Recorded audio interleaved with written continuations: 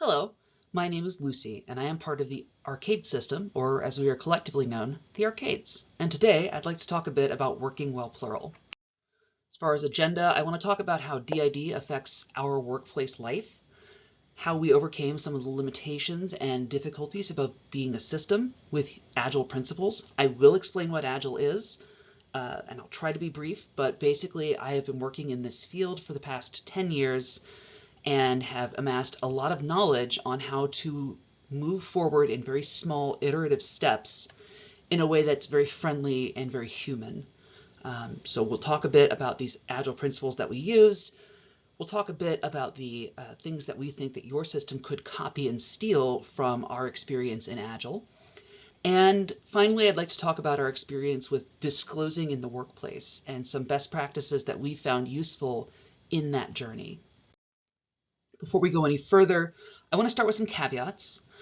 First of all, we are a traumagenic system with amnesia, so part of our reason for coming out at work and being open about it was to get the accommodations required to make that okay.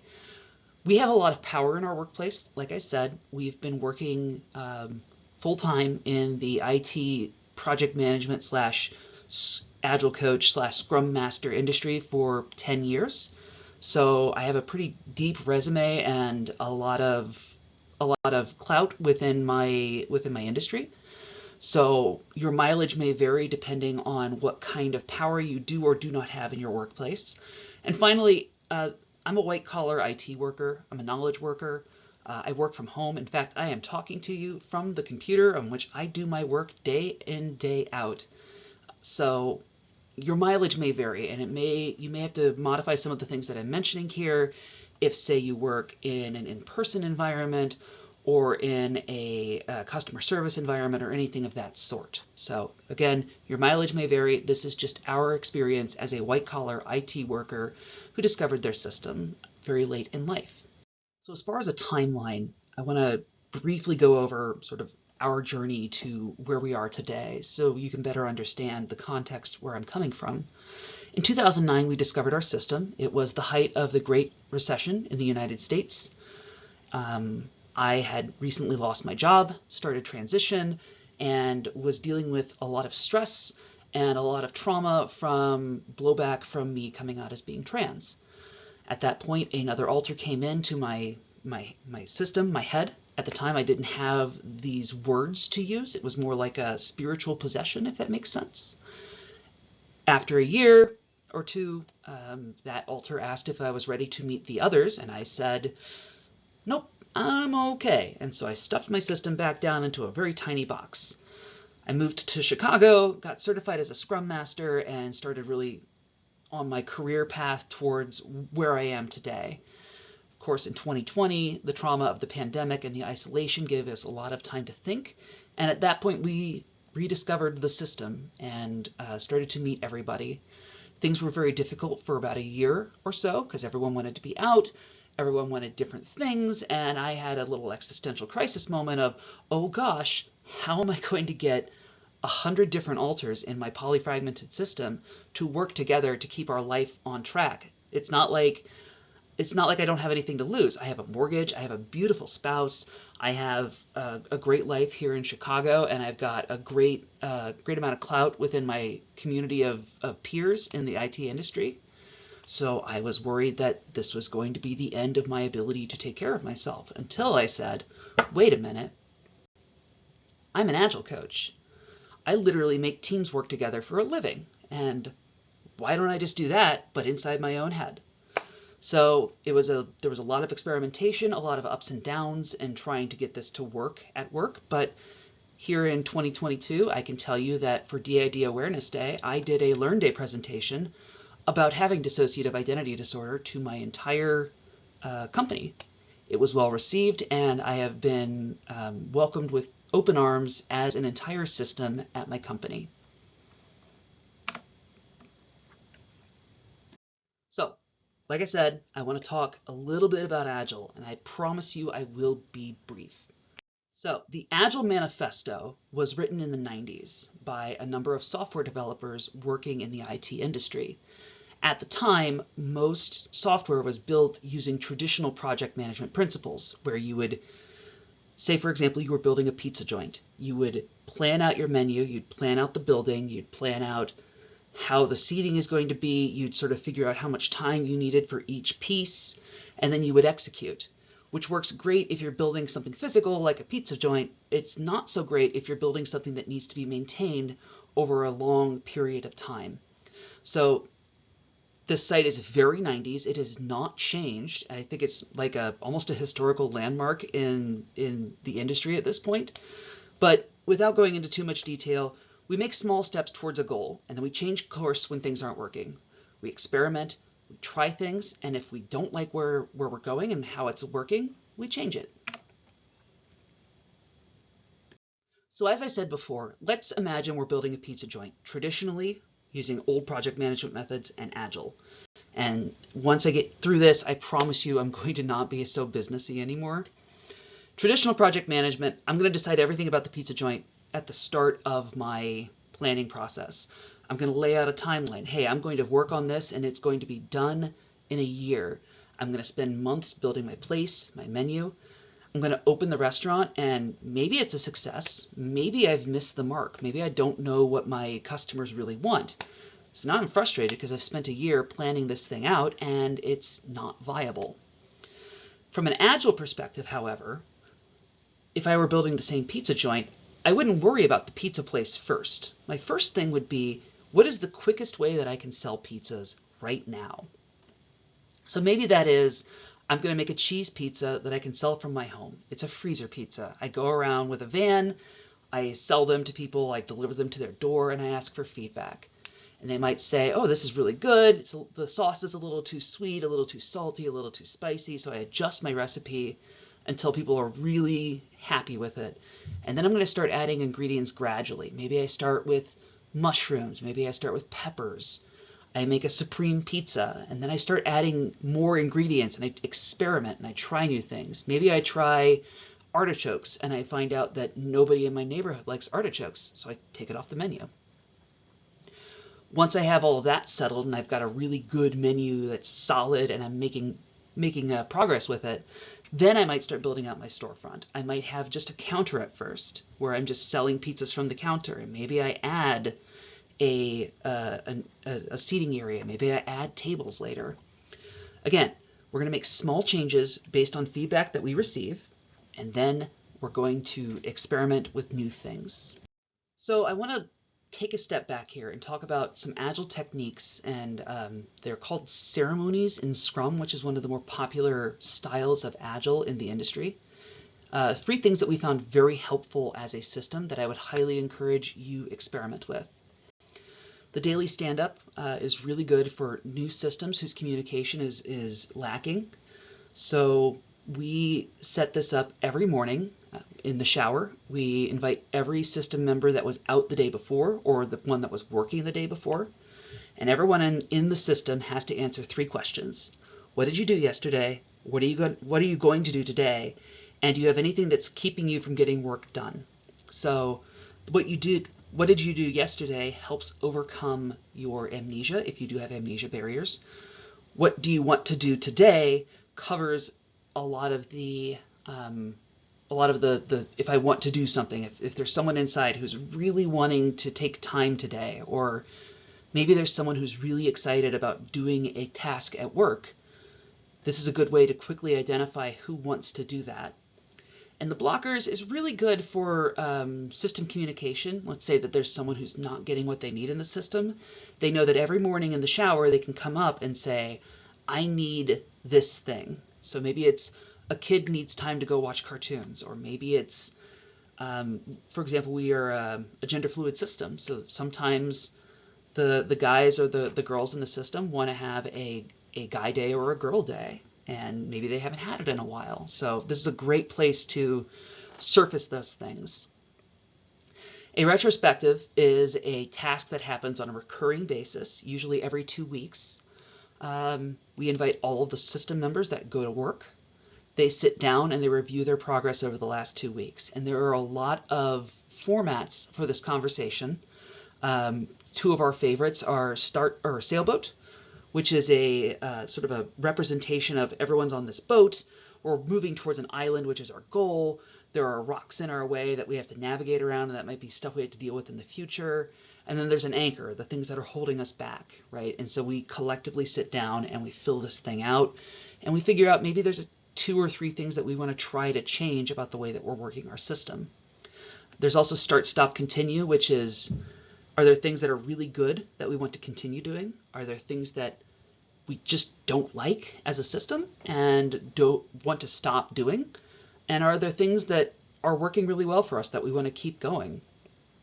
There is a retro kit, in fact. If you type in to your browser the Spotify retro kit, it is a PDF document that is meant to help anybody on an Agile team to run one of these retrospectives. It is plug and play. I highly recommend that you look at them and see if there's anything in those retrospectives that speaks to your system. Taking this time to look at what you're doing as a system and make changes and do experiments is really good. The third category here is actually not an Agile principle, but Lisa Adkins is an Agile coach who's very well known within the industry, and she has a talk on navigating conflict on Agile teams. And I feel like this levels of conflict conversation is fantastic for systems that have internal conflicts. There are 5 levels of conflict that are identified, and this study was done within churches actually, about like how conflict between people sort of grows out of control. So level number 1, there's a problem to solve. We're all here. We're working together to make it happen. Level 2 is a disagreement. Maybe there's a little bit of difference in the way that we want to solve the problem. And it keeps going up and up and up to like contest where there are 2 camps and both camps want to do their thing and they're mutually exclusive. There's the crusade where someone gets the idea in their head that something is wrong and they want to fix it. And then there's World War, which is the other side is a group that cannot succeed. And while I know that many systems don't get to this level, it's really important to note these levels of conflict within your system as you're working, because if you don't pay attention to it, you can end up in a situation where you dysregulate at work and you end up having issues that your boss needs to talk to you about. Not that I've experienced that at any point in our life as a system on the job. So next, I want to talk about how to get through the workday. How are you going to get through your workday when you have the memory of a goldfish? I can tell you that up until my system discovery, or our system discovery, we had a pretty good memory because we had one alter that always stayed near the front. When they got tired after we started exploring our system, things started falling apart really quickly, and we started having major memory issues at work. So as sort of this agile team within our collective brain, we had to figure out how to function at work with the limitations that come along with being a traumagenic system. And I feel like not enough people think about this, but the first step in this process is not, let's think about the solutions. Let's think about what things we can do. The first thing you do in any situation is you define the problem. If you don't understand the problem, you can't fix it. And it's going to take some time and it's going to take some work by your system to think through what actually you want to solve in your workplace. So you want to think about, as you're working through this process, think about all sides of the problem. So let's say, for example, I had a coworker who had memory issues or was unreliable at work and sometimes would be very brash and sometimes would be very avoidant and kind, or different attitudes from day to day. If a coworker mentioned, hey, this is something I just have to work through, how would I respond? What accommodations do I need to be successful? Can I take care of myself? Can I ask for things from HR? Do I need to ask for things for HR? If you're in America, the ADA does protect your right as someone with a mental illness to receive accommodations from your workplace. But maybe you don't want to dig in on that if you can take care of it yourself, if that makes sense. What about my plurality is keeping me from doing my work?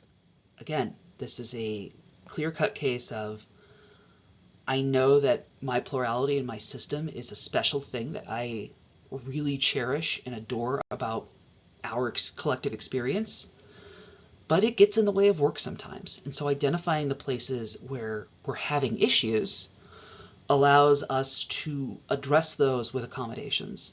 And finally, what does the first step look like?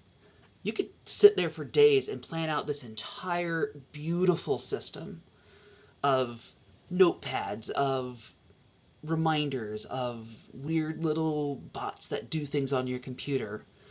But what do you need for the first step? What is one small step you can take today and try it and see if it works? And if it doesn't work, you throw it out. If it does work, you iterate on it. You try something new. A senior engineer that I worked with at a company one time had this idea of digging the pit of success, and I really appreciated what that brought to the table. The idea was any habit or any exercise you want people to do, you need to make it harder to fail to do it than to succeed. So as far as being plural goes, this is important to see and accept your limitations. So maybe, for example, in our system, we struggle with day-to-day knowledge, and sometimes we end up dissociating and losing entire days to dissociation and trauma responses. So looking at that and seeing that that is the problem that I need to address really helps laser focus on what will work for us. Again, we want to make it easier to succeed than it is to fail. So routines, if you can automate them, great. For example, we have a program that pings us before we have to go and facilitate a meeting. I use my iPhone for timers all the time because I am in meetings at this desk for most of the day.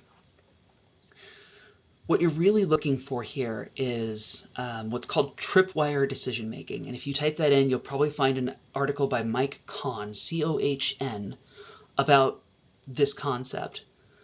The idea is if someone does something to me or if something comes in, I must respond in this way. If X, then do Y. The idea behind this is to make success automatic and make failure a thing that shouldn't have happened. It's a very weird idea, but I'm going to be iterating on this idea of digging the pit of success throughout the rest of this section. So sort of the agile wheel of improvement is to create an experiment, implement that experiment, after some time, think about how it's working for us, and then adjust. So on the side of the screen here, I have a couple of things that we started trying when we were beginning our journey working as a system together.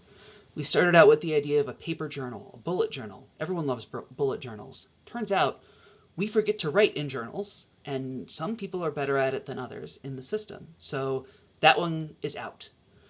Well, maybe, what if we just switch on the fly? Maybe if we're in a meeting that requires facilitation, I switch in. If we need to make a decision, Hal switches in. If we need to be on our like bright and shiny and sort of like happy hour getting everybody excited, maybe that's Colette.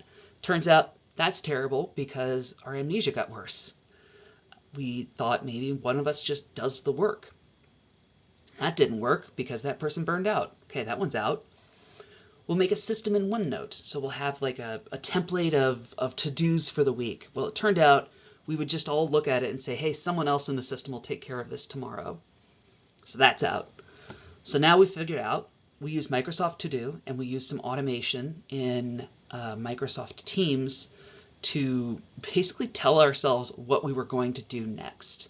So we have Teams messages that come in from a bot using Microsoft Power Automate that says, hey, who was out today and what happened and what needs to happen next? And the next morning, that message gets sent to us at 8 a.m. so that whoever is fronting the next day knows where we left off. And again, I want to mention automation is awesome. It is a bit of work to dig into. Microsoft Flow and Microsoft Power Automate are great options in Windows environments.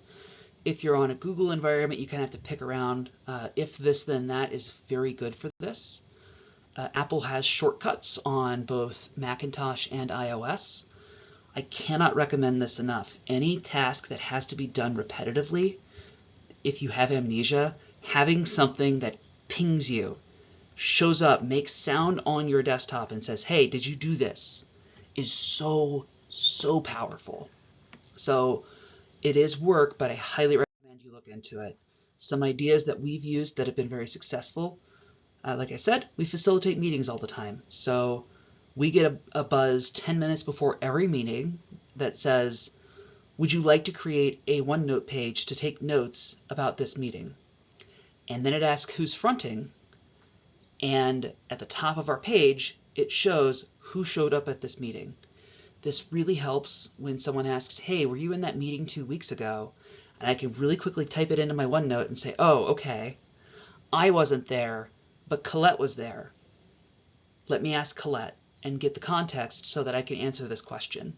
And having that ability to jumpstart that communication at work is really powerful. You can update your Teams presence.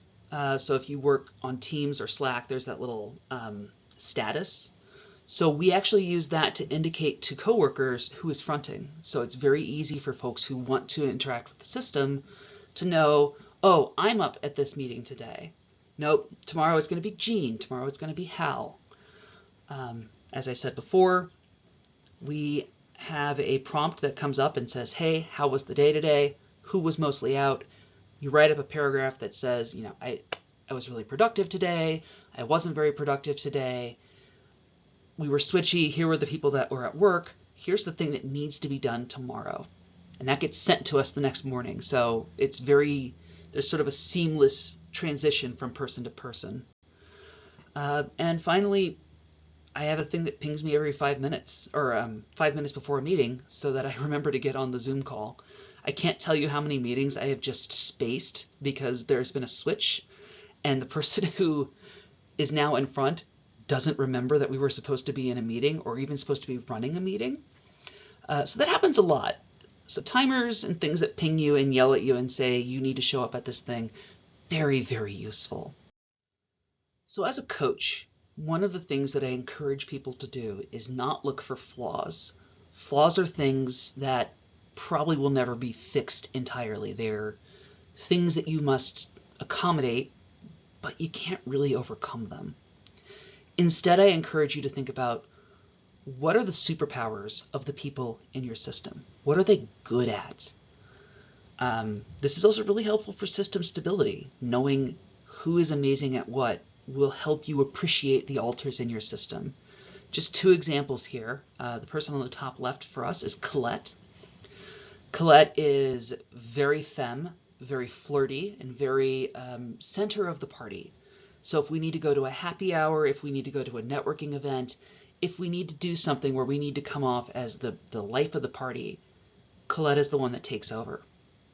In the bottom right, we have Melody. Melody's 13 years old and loves to code. So when we're having conversations with engineers on our teams, Melody comes out because she understands their language. And if she doesn't understand it, she'll probably spend the next 3 days learning it so that she can talk at that level.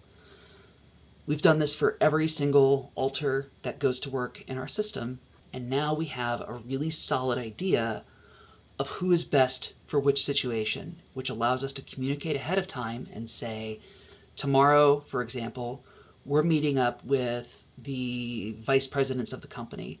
That is definitely an Aura job, because she's very good at diplomacy and having great, calm conversation in the face of stress. So Aura, you're taking that meeting. Melody, you're taking the afternoon because we need to figure out how this API works. And so you're going to sit there and experiment and learn it so that you can tell us how it works. Again, look for those superpowers. Find ways to highlight your alters instead of being angry about what they can and can't do. So coming up with the automation tools, figuring out the altar's superpowers, trying to figure out what we actually want out of accommodations at work, that was all easy in comparison to the most difficult task, which was fighting our own internalized ableism. As a system, we have to do things differently than singlets. We have to take better notes.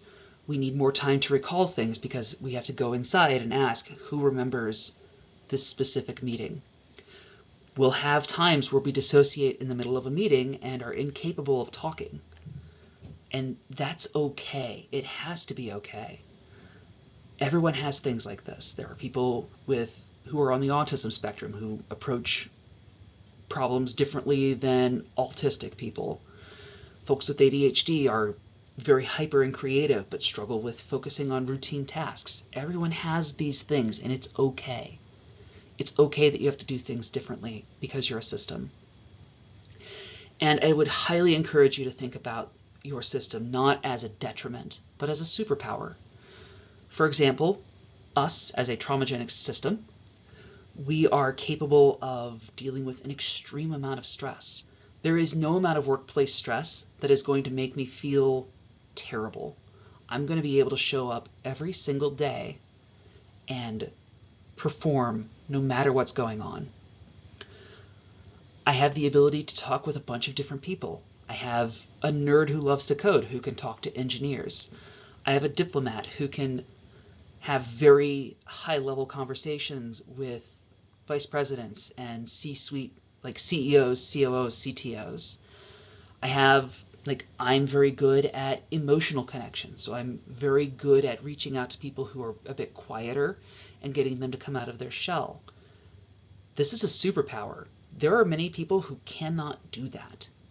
And being able to bring different faces to work, depending on what needs to be done, that's an incredible power. And I want you to never forget that.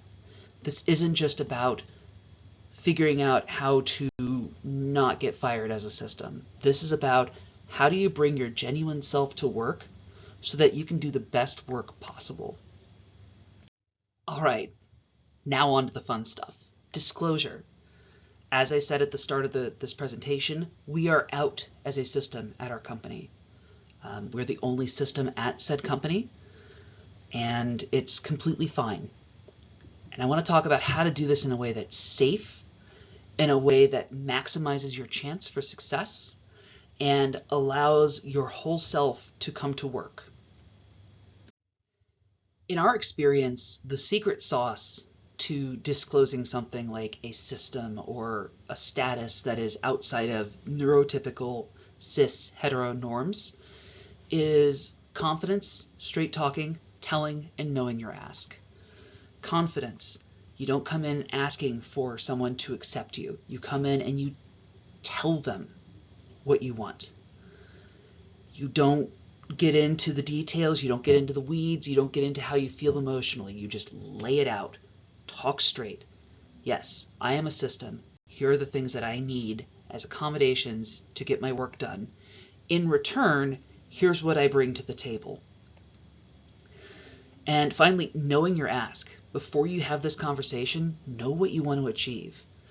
Do you want to have a couple of people at work refer to your alters as individuals? Do you want everybody in your system to be seen as individual coworkers? These are two different things, so you need to understand before you have this conversation, what are you asking for from your company? And I come at this as a trans person who transitioned in the aughts, so like my gender is a teenager now, and I've had a lot of opportunities and at-bats to practice coming out to people. And honestly, the more confident and just straight and to the point you are, the less drama and the less difficulty you're going to have having this conversation. So, your wildly important goal in disclosure is to keep your job. Wildly important goal comes from a book called The 4 Disciplines of Execution. The idea behind the book is helping businesses to implement changes in a way that guide everybody in the same direction. And one of the first things they suggest is to come up with your wildly important goal. What is the one thing you want to do? In this case, you want to make sure that your job is safe, that you're safe at your job. You want to make sure that you want to have the confidence that you're seen. And if you need some accommodations, you need commitment from your management that you will be accommodated in your needs as a system. Maybe you don't need any accommodations, and that's great. For us, for example, it was very important that our amnesia be known so that instead of people looking at our, I don't remember that, I need to look it up, as a detrimental thing, a thing that I can't really, I can't bring to the workplace, it's something that's totally fine, and that people understand and accept that it will take me a bit more time to come up with the answer. So I'm being a bit flippant here, but it's really important if you are going to go on this journey to temper your expectations. People on the whole are basically good. They'll be open, they'll be receptive, they'll listen to your needs, and they'll try to accommodate them as best they can. Some people will even care and want to know more about your system and you as individuals, and that's awesome. And honestly, if you get one person who's willing to be that for you, this is worth it, 110%. But most people are not going to care. They're going to hear the accommodations that you need, and they're going to say, okay, I get it. That's fine. I'm not going to interact with it. And I encourage you, when you run into this, to choose the path of empathy. Think about how you would feel if someone came to you at work and said that they had some specific needs. Would you care? Would you pay attention? Or would you just say, yep, I get it. That's what I need to do for you. I will make sure it happens. We're all coming to work. Let's be honest here.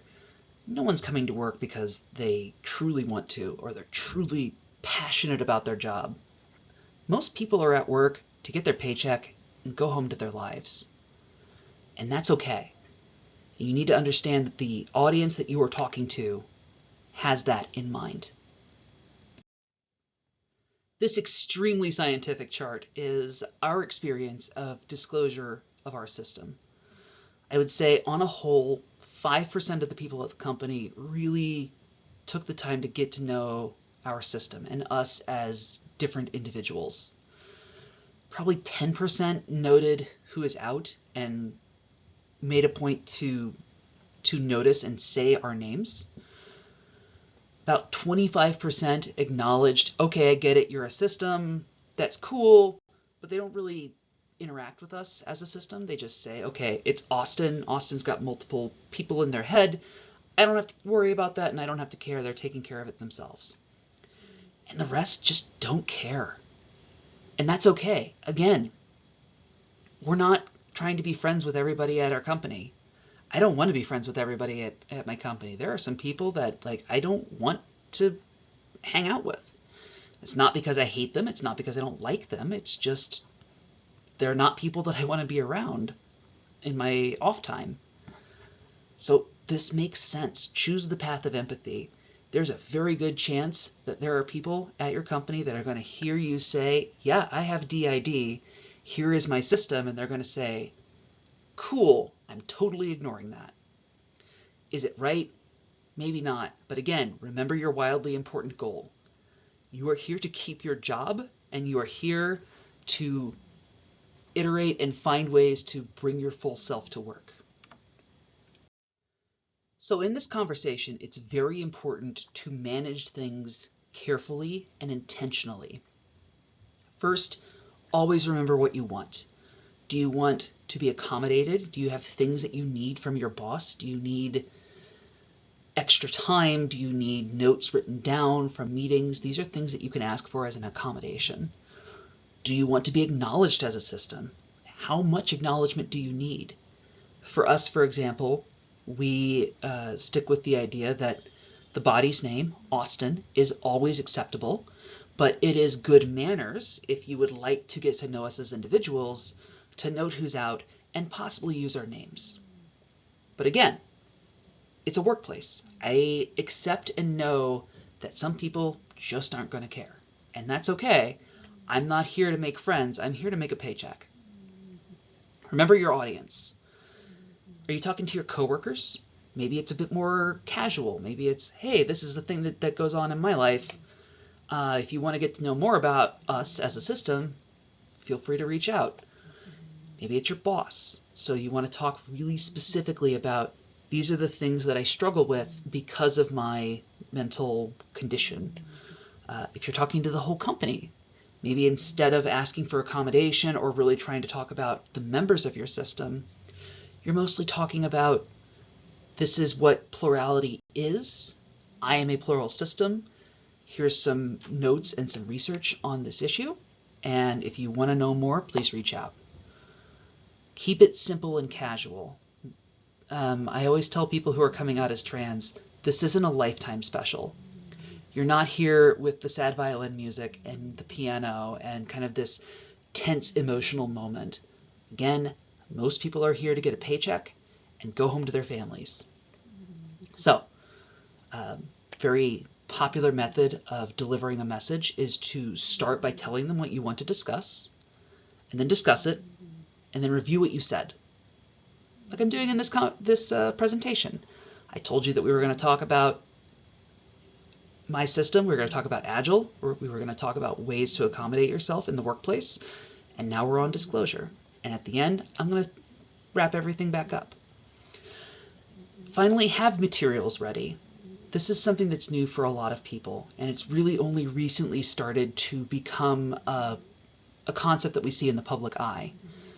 YouTube videos are fantastic. There are a lot of resources here at the Plural Association that are also wonderful and great to hand out to people. In fact, there's a magazine, and I'm going to ask the Strongholds to possibly link it in the chat at some point, of a magazine for allies who want to learn more about plurality. The one thing that I found very useful is to have a personal system site. You can make these very easy. Of course, there's CARD, CARRD.co, which is an editor that's very simple to use. You could, if you want to be technical, you could use a service like Glitch. Glitch.com automatically hosts whatever you create. So you could have a system set up, deployed, or system site set up, deployed, and ready for anybody at work to look at. Our site, for example, which I will link at the end of the presentation, contains an FAQ about what dissociation looks like for us, how people can best help us if we start dissociating in their presence, as well as a introduction to all of the alters that we feel should be public, and especially the ones that are coming to work. Again, this is all about being intentional in the way you're talking about your system. So I'm not going to read this wall of text. I'll make sure the PowerPoint presentation is provided after this presentation. But I think it's really important to talk about the bones here. Right off the bat, I'm not saying like I have a secret to tell you, I'm trusting you with this information. I'm just very straightforward. I'm plural. Here is my label. I experience my life as multiple people. Then I list out all of the things that I need accommodated for, and I need people to understand about me in the workplace. I have bouts of amnesia, so I have to keep notes, and I can't instantly recall things right off the cuff. It's going to take me some time to remember things in conversation. Also, I have flashbacks, which means that some days I'm just not going to be able to show up at work, and we need to work together to accommodate that. And finally, while we'd love to get to know you better, it doesn't have to be a thing. I understand that some people don't want to interact with the system. If you want to get to know us, we're here and we're very excited to meet you. But if you don't, the accommodations are here.